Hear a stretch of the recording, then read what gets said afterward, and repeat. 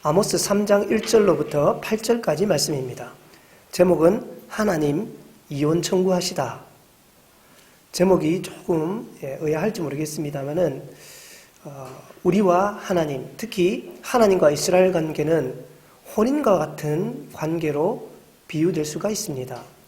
그래서 오늘은 그 관계가 이제 정리되는 단계, 깨지는 단계, 이 약속, 혼인 관계가 파탄이 되는 관계, 하나님께서 이스라엘 향해서 이혼을 청구하시는, 마치 비유를 들면 이혼을 청구하신 것 같은 형식의 내용들이 등장하고 있습니다. 3장부터 6장까지 말씀은요, 북이스라엘에 대한 하나님의 심판이 나오고 있습니다. 3번에 걸쳐서 나오고 있습니다. 그것이 3장부터 6장까지 나오고 있습니다. 그 첫 번째 내용이 3장에 나오고 있습니다. 오늘은 특별히 이 3장 시작 말씀이요, 우리 성경에는 이렇게 되어 있습니다. 우리 성경 3장 1절 제가 읽어보면요, 이스라엘 자손들아, 이스라엘 자손을 부르는 말로 우리 성경에는 번역이 되어 있습니다만은 히브리어 성경에는요 그렇게 되어 있지 않습니다. 히브리 성경의 시작은요 쉬메우, 어디서 많이 듣던 말 같죠? 신명기 쉐마, 들으라 이스라엘아 할 때 쉐마, 쉬메우 같은 말입니다. 들으라.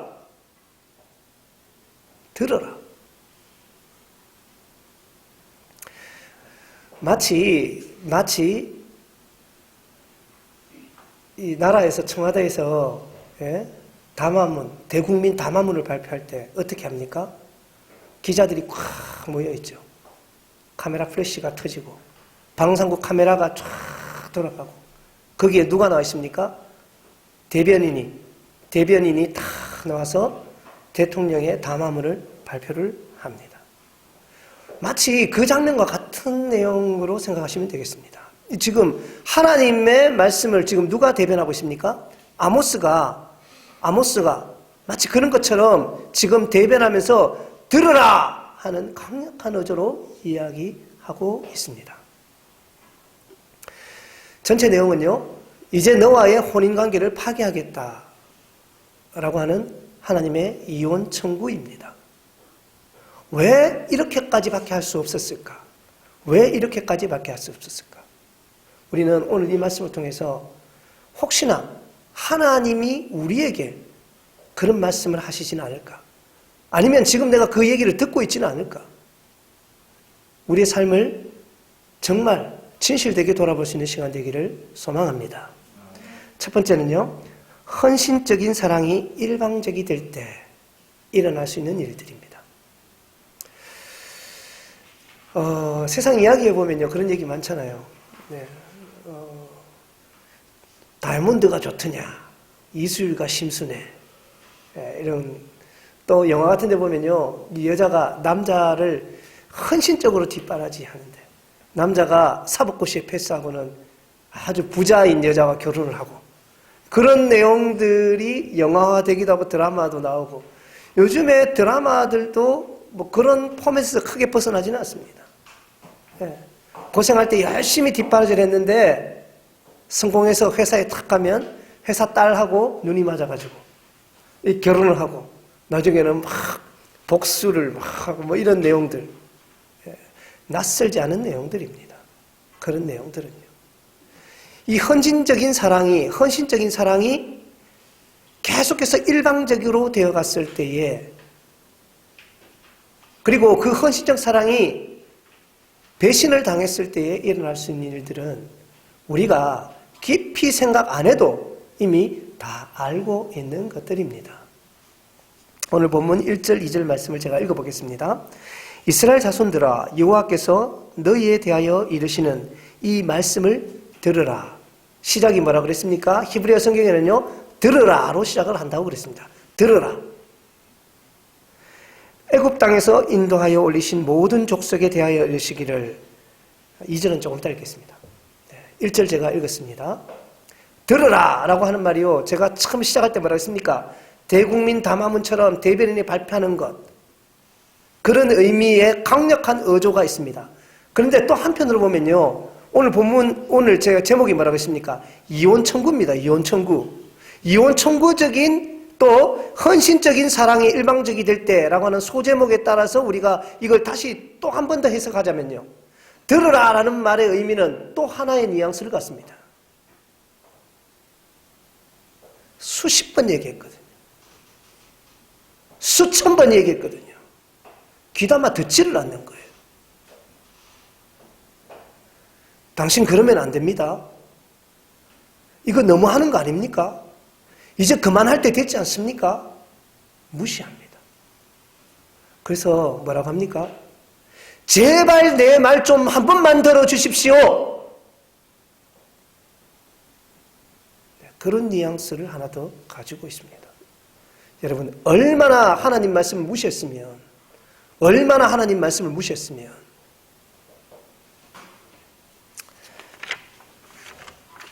하나님께서 폭탄 선언을 하십니다. 1절에 어떻게 폭탄 선언을 하십니까? 제가 방금 읽었습니다. 뭐라고 말씀하십니까? 이렇게 말씀하십니다. 이 말씀을 들으라 하면서요, 이렇게 말씀하십니다. 애굽 땅에서 인도하여 올리신 모든 족속에 대하여 이르시기를, 이렇게 말씀하십니다. 2절 마지막 부분입니다. 내가 너희 모든 죄악을 너희에게 보응하리라. 내가 너희의 모든 죄악을 너희에게 보응하리라 라고 말씀을 하십니다. 이혼 청구를 하고 계십니다. 그러면서 시작을 어떻게 시작하시냐면요, 1절 후반부에 이렇게 시작하십니다. 애굽 땅에서 인도하여 올리신 모든 족속에 대하여 이르시기를, 우리 관계가 참으로 좋았다. 너희가 애굽에서 종살이하고 있을 때에 너희들이 나에게 한 게 뭐냐? 없습니다. 이스라엘 백성이 하나님 위해서 한 게 아무것도 없어요. 그들은 오히려 400여 년을 하나님을 잊고 살았습니다. 애굽의 신들을 숭배하면서 살았습니다. 다른데 한눈이 팔린 정도가 아니라 아예 다른 곳에 처박혀서 살았습니다. 그런데 하나님이 어떻게 하셨습니까? 하나님은 그래도 이스라엘을 사랑하셨습니다. 400년이 지나도록 하나님은 그 사랑을 잊지 않았습니다. 그리고는 여전히 그들을 사랑하셨고, 그들을 향한 당신의 사랑을 모세를 불러서 실행하기에 이르십니다. 수많은 기회를 주었습니다. 그런데 그들은 그 수많은 기회를 다 차버렸습니다. 광야 생활 40년 할 동안 그들은 하나님을 배신하였습니다. 하나님을 조롱하였습니다. 하나님을 의심하였습니다. 하나님을 시험하였습니다. 그래도 하나님은 그들을 여전히 사랑하였습니다. 기다려 주었습니다. 끝까지 말이에요. 끝까지. 그리고는 자격 없지만 그들을 약속한 대로 가나안 땅까지 인도하셨습니다. 그리고는 모세를 불러서 마치 혼인식 날 언약하는 것처럼 하나님이 그들에게 약속하셨습니다.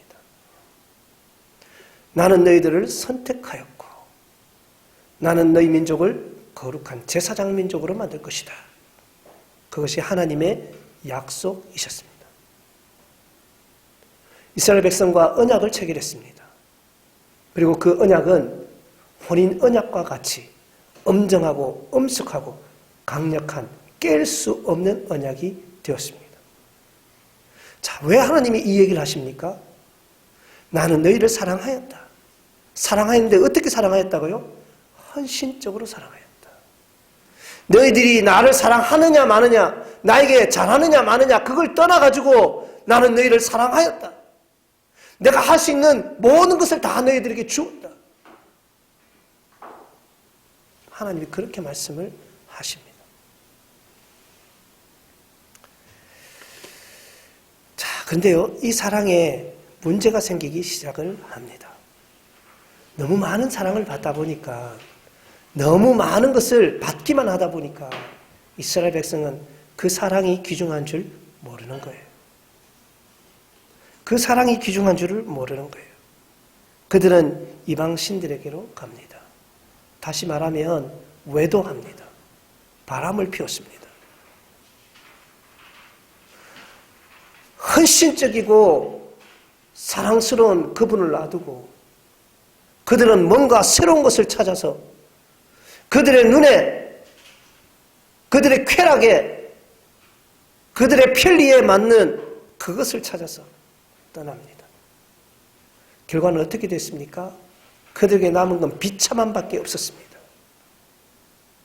그러면 결국은 어떻게 합니까? 그들이 다시 돌아옵니다. 하나님이 어떻게 하셔요? 그것을 다시 받아주십니다. 그것을 다시 받아주셔요. 그런데 문제는요, 하나님의 그 자비로움을 그들은 독선과 악독과 고집으로 훼손시켰습니다.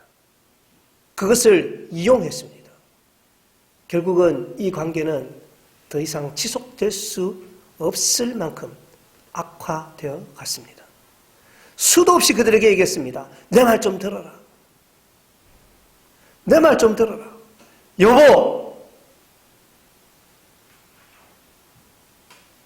그런데 이미 내 정신은 딴 데 가 있습니다.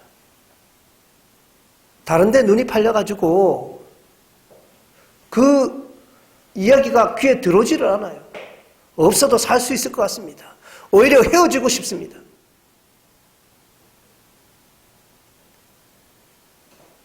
헤어져서 사는 삶의 끝이 분명히 눈에 보이는데도 그 멸망의 길로 쫓아갑니다. 그때는 뭐에 씌였는지 그런 게 보이질 않는 거예요. 그게 보이질 않는 거예요. 여러분, 우리 인생과 너무 닮아있지 않습니까? 이게 우리 인생과 너무 닮아있지 않습니까? 우리의 삶 속에 우리 주위에서 바라보는 그것이 하나님과 우리 관계 속에서 나타나고 있지 않습니까? 지금 하나님이 우리에게 수도 없이 말씀하십니다. 그러면 안 된다. 내 말 좀 들어라. 내게도 눈 한번 맞춰주라고.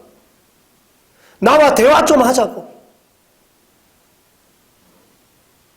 그런데 우리는 거기에 별로 관심이 없어요.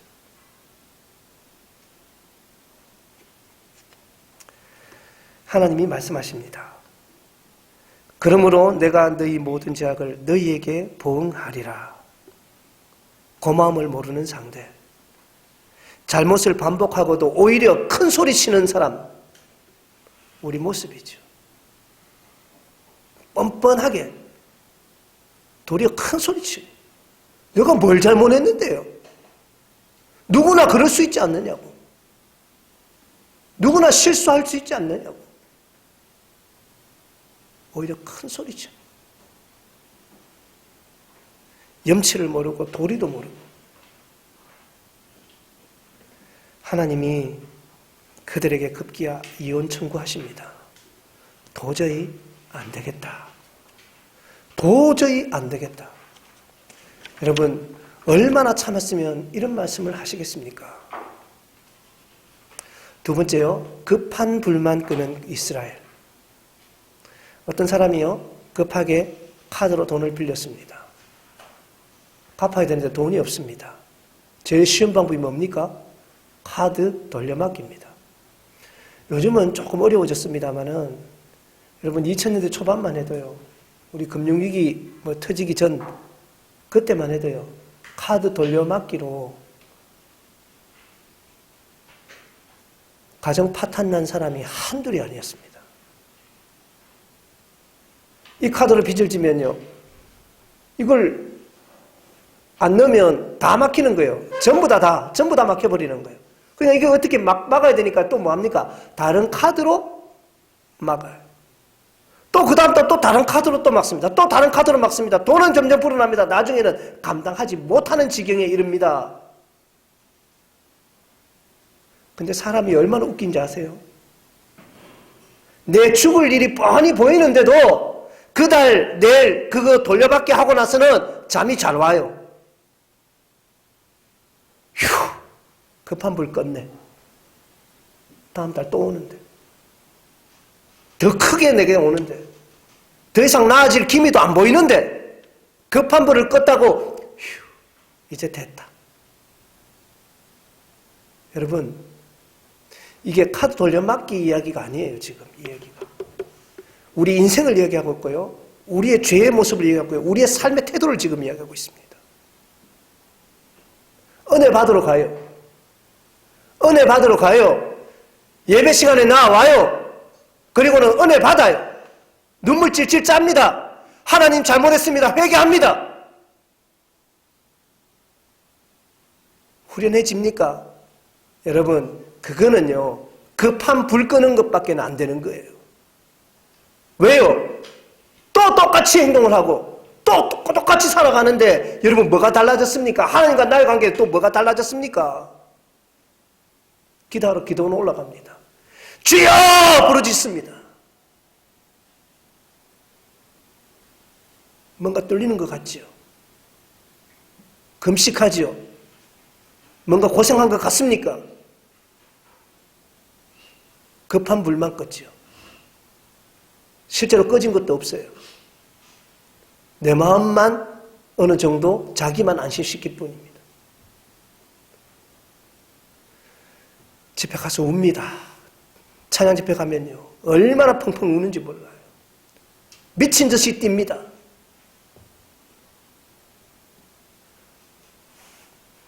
손을 들고 팔 아픈지도 모르고 외칩니다. 그래서요.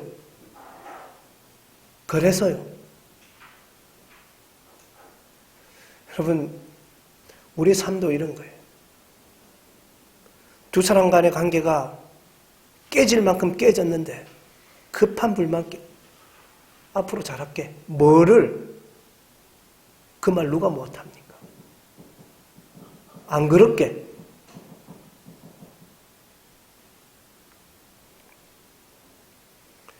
여러분, 그 말 누가 못해요? 저 여자 다시 안 만날게. 그 말 누가 못합니까? 또 딴 여자 만날 거면서. 지금 무슨 말을 하고 있습니까? 이스라엘의 문제가 도대체 뭐였습니까? 그들은 회개라는 말, 돌이킴, 뉘우침이라는 말 자체를 잘못 이해하고 있습니다. 잠깐의 임기응변으로 모면하는 것, 그건 아무것도 아니에요. 계속해서 똑같이 반복되는 죄악 속에서 그건 아무것도 해결할 수가 없습니다. 여러분, 급한 불을 끄려고 하지 마십시오. 진짜 불을 끄십시오. 정말 우리의 문제가 뭡니까? 하나님이 원하시는 건 뭡니까? 이혼 청구 소송을 냈으면 앞으로 잘할게. 며칠 갑니까? 또 똑같아지는 거예요. 욕하고 무시하고 제멋대로이고. 그건 변한 게 아니에요. 그건 변한 게 아니에요. 수많은 사람들은요, 이런 말 많이 합니다. 그것도 변호라고 이런 말 많이 하셔요. 자기 남편 변호한다고. 야, 술만 안 먹으면 진짜 좋은데. 여러분, 그게 무슨 소용이 있습니까? 술 먹고 있는데. 그건요, 나쁜 놈이란 말이에요, 그 말이. 술을 안 먹어야 진짜 좋은 사람이 돼요. 그 말대로 하자면. 그런데 그는 여전히 술을 먹고 나쁜 놈이 되어 있습니다. 우리의 삶도 똑같은 거예요. 하나님이 원하신 게 도대체 뭡니까? 하나님이 이스라엘에게 원한 게 뭡니까?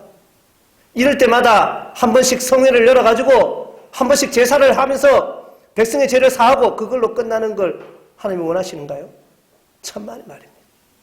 천만의 말입니다. 하나님이 진짜 원하시는 건요, 우리의 삶이 송두리째 바뀌는 거예요. 정말 사랑하는 관계로, 정말 신뢰할 수 있는 관계로, 정말 서로가 믿고 의지할 수 있는 관계로 바뀌기를 원하시는 것. 그것이 오늘 이 말씀의 핵심입니다.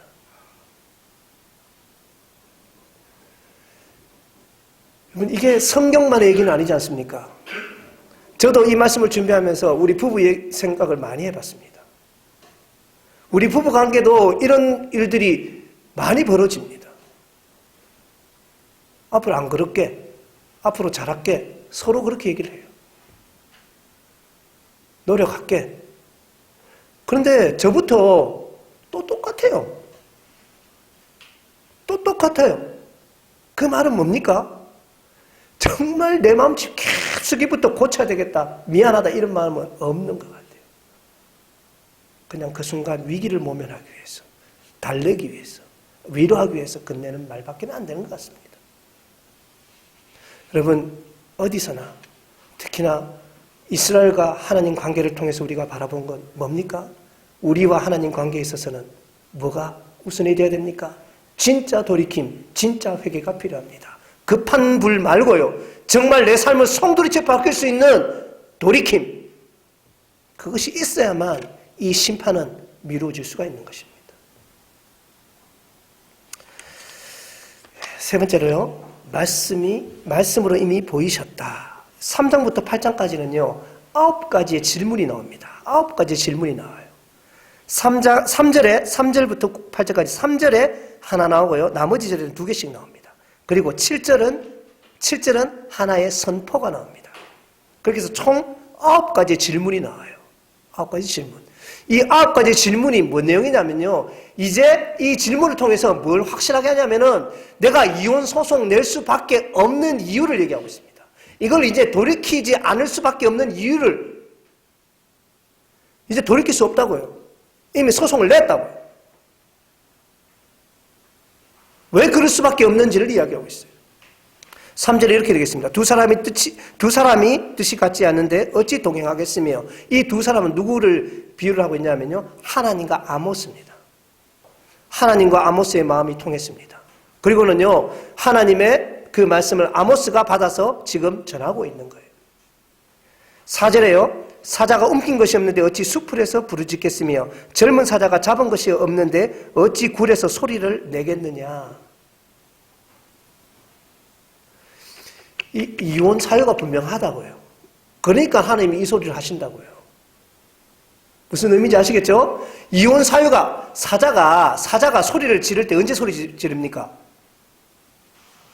아니, 사냥할 때 소리 지릅니까? 안 지릅니까? 사냥할 때 소리 지르면 안 돼요. 도망가 버리니까.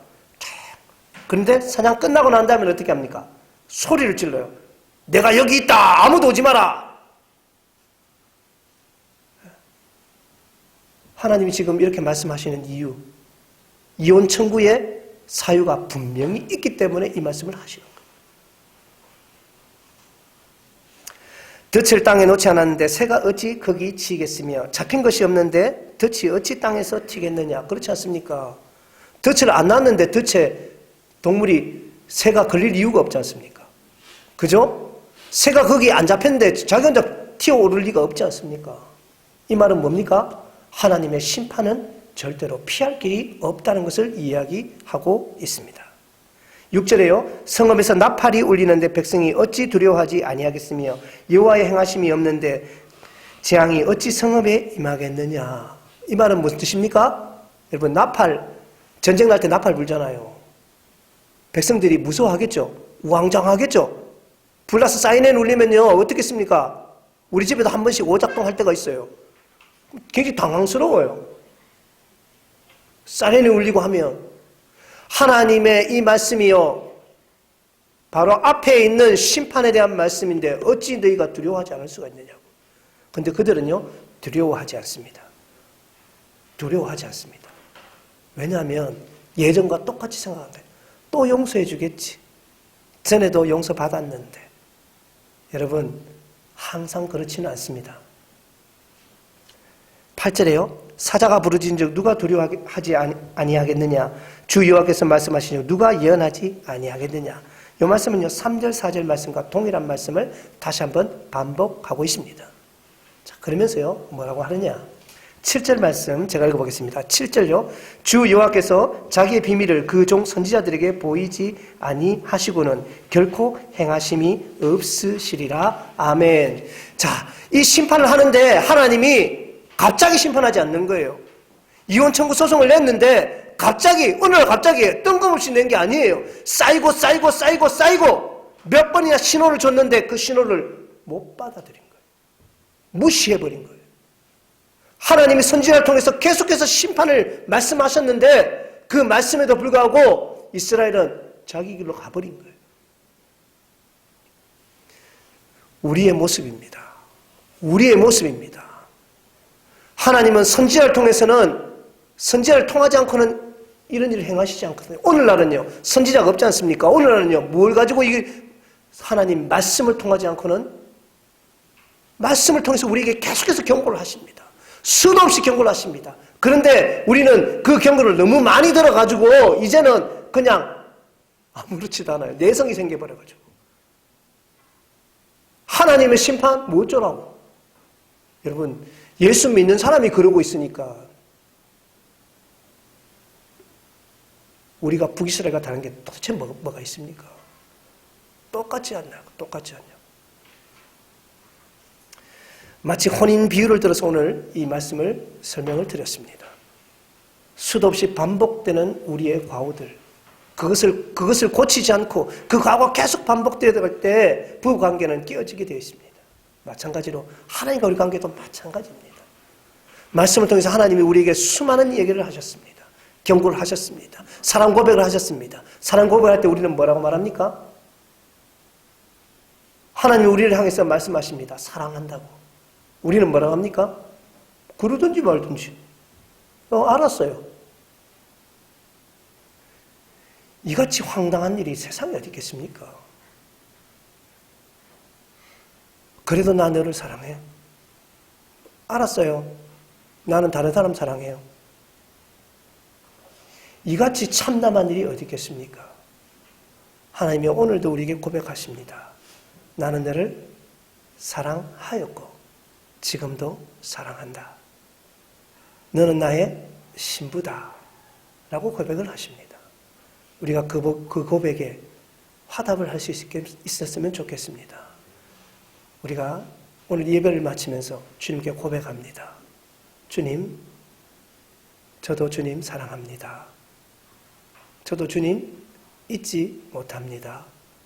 여전히 주님이 내 마음에 담겨 있습니다. 그리고 그것을 내 삶을 통해서 주님께 보여줄 수 있기를 기도합니다. 다 함께 기도하겠습니다. 아버지 하나님, 하나님의